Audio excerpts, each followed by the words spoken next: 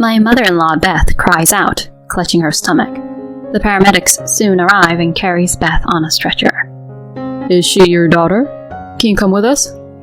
Beth then looks at me with a pained look on her face as she clutches her stomach. She's just my son's wife. She's not my daughter. Beth corrects them, even though she looks like she's in real pain. Excuse me, ma'am. But she is your relative, isn't she? Will you just come with us? The paramedic asks me that question. I give Beth a cold glare and said this. I will not accompany her to the hospital. My name is Carla. I am a 27-year-old housewife. My husband Leon and I have been married for 3 years.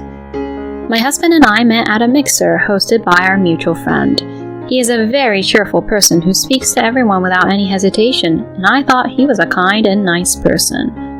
Compared to him, I'm rather boring and shy, so I admire people like him. I was sure that he wouldn't even consider me as someone he'd want to get close to seriously, but to my surprise, he began to approach me. Carla, are you interested in camping? Camping? I've only been to it once when I was a student. I see. I like camping a lot, so why don't some of us go camping together next time? I'd love to go camping with you. At first, we went camping with about 4 people, and then I started talking to him about various things, and we grew closer. He started actively asking me out to dinner and on dates, and we started to go out. Then about 2 years into our relationship, he proposed to me, and I was to marry him. I was very happy, and I was at the height of my happiness. We then went to greet his parents to inform them about our marriage. My impression of his in-laws was good. My father-in-law, Walter, was bright and kind, just like him. My mother-in-law, Beth, was more of a quiet type, and although she was smiling the whole time, she did not speak much. So I mistakenly thought that she was a similar type to me, and felt close to her. I realized that I was wrong when I visited my in-laws at a family party. As soon as Beth saw me, she looked at me coldly and said, "Hurry up and come to the kitchen and help me." And when I went to the kitchen, she said harshly, "You're such a slowpoke. Can't you just get on with it?" And she would say harsh things to me. At first, I thought she was acting that way because she was busy. However, Beth was very strict to me and made me clean every nook and cranny of the house. She made me clean places that I thought no one would look at during the party. By the time the dinner party was over, I was exhausted. However, Beth gave me instructions on this and that without even thinking how I feel. "Hey, there is an empty glass. Go pour the beer." After giving me these orders, Beth would say something to our relatives to look down on me. "Please excuse Carla being a really uncaring wife. She grew up all spoiled and it's hard for me to teach her everything." Beth laughs hysterically as she says that. I was surprised that she not only insulted me, but also casually insulted my parents. I glanced at my husband, who was drinking a lot of alcohol and making a lot of noise. He didn't seem to care about me at all, which made me feel lonely. That's how Beth was at our first party at my parents-in-law's house. She was not at all like me. She was not at all as quiet as she had been when we greeted each other in marriage. Perhaps she was trying to determine what kind of woman I was at that time. "Carla, I am sorry for giving you a hard time." It was Walter who said this to me as I was going back and forth between the kitchen and the living room. "My wife has a big attitude like that, and she's a bit of a brat. Leon is our only son, and we had him pretty late, and we spoiled him a bit. I may have caused a little trouble for you, even though you're his wife." Walter says so and apologized to me. "It's not a trouble for me." I said so because I felt bad for Walter. But at that time, I didn't really feel that it was a trouble for me at all. I often hear stories about mother-in-laws who are strict with their daughter-in-laws, and I also hear that some husbands are not very cooperative. Besides, my husband is kind when we are home alone, and he shares the household chores with me. So I wasn't that unsatisfied. "Thank you for saying so. I look forward to seeing you again." It was nice to see you too. It was also significant that Walter was kind to me in that way. Beth might have a big attitude only at a party like this. I was surprised by this time, but I still thought that I shouldn't assume Beth or my husband to be who they were. After that, I went back to my normal life. My husband is the same as usual. He helps me with housework and he is kind and cheerful. My husband was not the type to go back to his parents' house that often. He would return back to his parents at Thanksgiving's, Christmas, or New Year's. So for about a year after we got married, I hardly had anything to do with Beth. However, that situation changed when Walter was seriously injured in an accident and needed nursing care. We were asked by Beth to move in with her. Carla, my mom said that, and I'm worried about my dad too, so please, can we live with them? My husband begged me.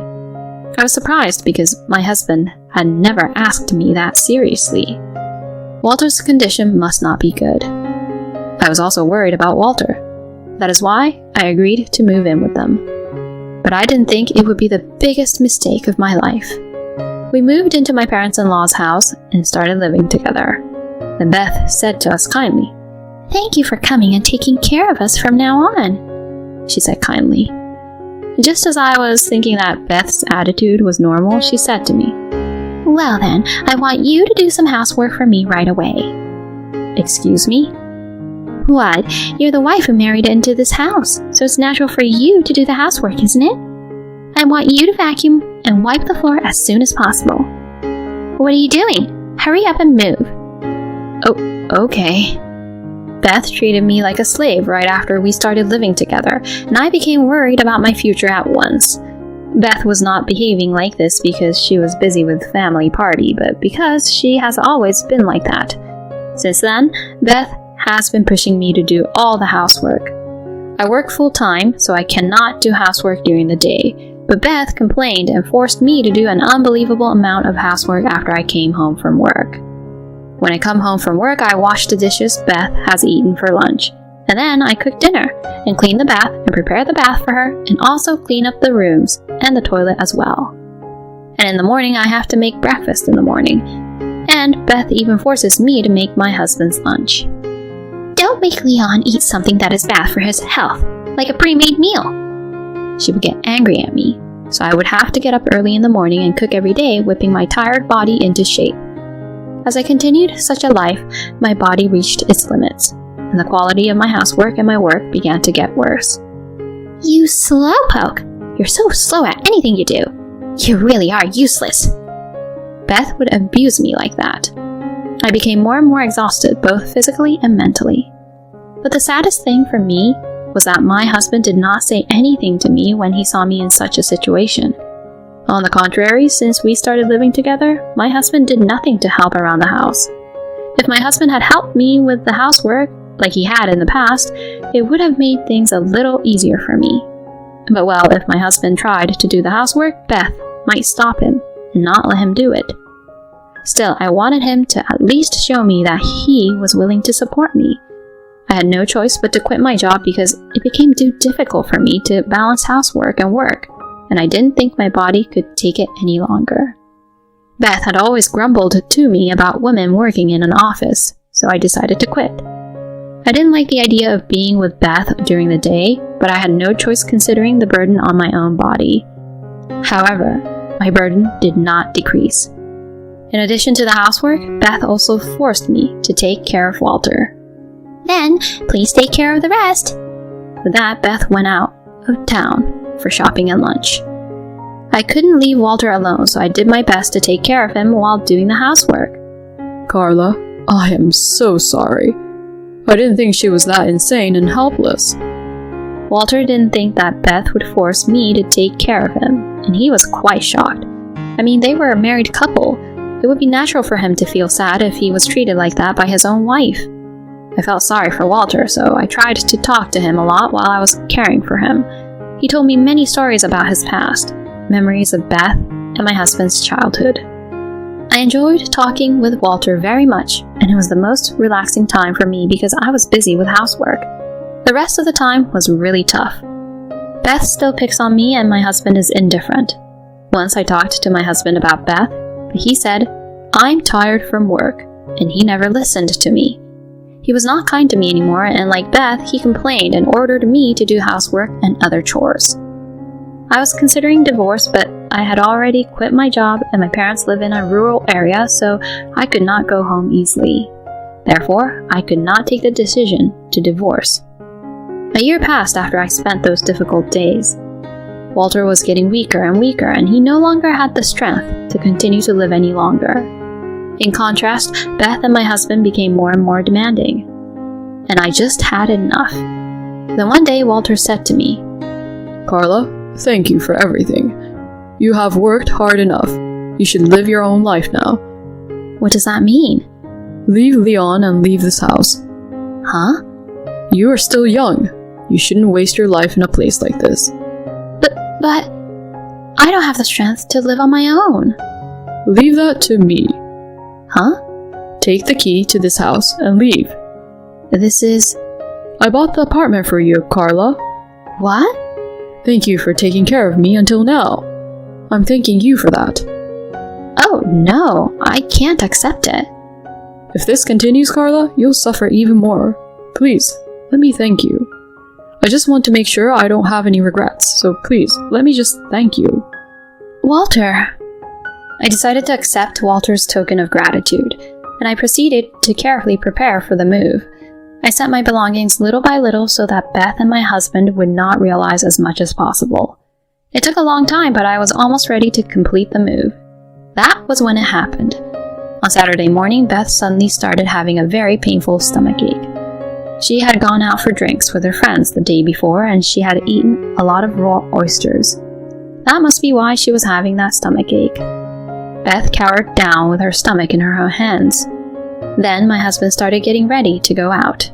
I thought he was going to take her to the hospital, but he was looking kind of funny. Then my husband took his large suitcase and said this to me. Well, I'm off to go camping, so take care of Mom and Dad. I was truly dumbfounded. His own mother was suffering like this, and yet he'd rather go out camping. But I felt it was too much trouble to get angry at my husband, so I said nothing and sent him off. Meanwhile, Beth was on the floor screaming, "Call an ambulance!" I had no choice but to call an ambulance for her. The paramedics soon arrived and carried Beth on a stretcher. Is she your daughter? Will you come with us? Beth then looks at me, holding her stomach and looking distressed. "She's just my daughter-in-law. She's not my daughter." Beth corrects them, even though she seems to be in pain. Oh, I apologize. But you are her relative, right? Can you come with us? The paramedic asked. I gave Beth a cold stare and said, "I will not accompany her to the hospital. It's been really hard for me because she has been bullying me a lot and even forced me to take care of Walter all on my own. I will be leaving home now and getting a divorce, so I am a stranger to her now." When I said this, Beth said, "No way," and was speechless. I didn't care. I went to my room and started packing the rest of my stuff. The paramedics awkwardly carried Beth out. After I finished packing my things, I went to Walter's room. "Walter, thank you so much for your help." That's my line. Thank you so much. Be happy. Walter waved at me with those final words. I waved back, left Walter's room, and left my parents-in-law's house. Since a few days ago, I had actually called for a care helper when Beth was not around, and the helper will be here today to take care of Walter, so I could move into my new apartment in peace. The apartment Walter bought for me is quite beautiful and spacious, which surprised me. This probably cost $300,000. By the time the move was completed, the process of changing the name to mine had been completed, so the condo was mine now. All that remained was to find a job and make a living on my own. A few hours later, my husband called me all panicked. Hey, why did you accompany Mom to the hospital? Mom was so angry. Because there's no obligation for me to accompany her when I'm going to be a stranger, right? Huh? I'm divorcing you. I left the divorce papers on the table. Oh no. Why? Why? We're really done for if you don't understand that. You've been indifferent to Beth's constant abuse towards me, and to top it off, you've started to use me just like how Beth did. How can I possibly want to be with someone like that forever? But even if you get divorced, you have nowhere to go. Unfortunately, I have a house that Walter gave me. Huh? He gave me a condo. What? Well, since that's the way it's going to be, you'll have to communicate through my lawyer now. Oh, hey! I said that and hung up the phone. Apparently, my husband and Beth made a huge deal about it after that, but Walter just ignored them. Walter called a lawyer and divorced Beth in the end as well. He then kicked my husband and Beth out of the house, sold the family home, and placed himself in a nursing care home. Beth and my husband lost their house, and since I had also filed a claim for alimony due to abuse and moral harassment, they are now in debt and currently living in poverty. On the other hand, I was able to find a new job, and now I am living comfortably in the house Walter gave me. From now on, I will live a peaceful life while searching for what I want to do. Why would you want to pick on your own daughter-in-law? I really don't understand it. But still, I'm glad Carla went through with taking care of Walter. I'm surprised that she was able to get a condo as a gift. I hope she'll find a wonderful man this time and be happy. Thanks for watching until the end. If you enjoyed the video, please subscribe to our channel. See you in our next video.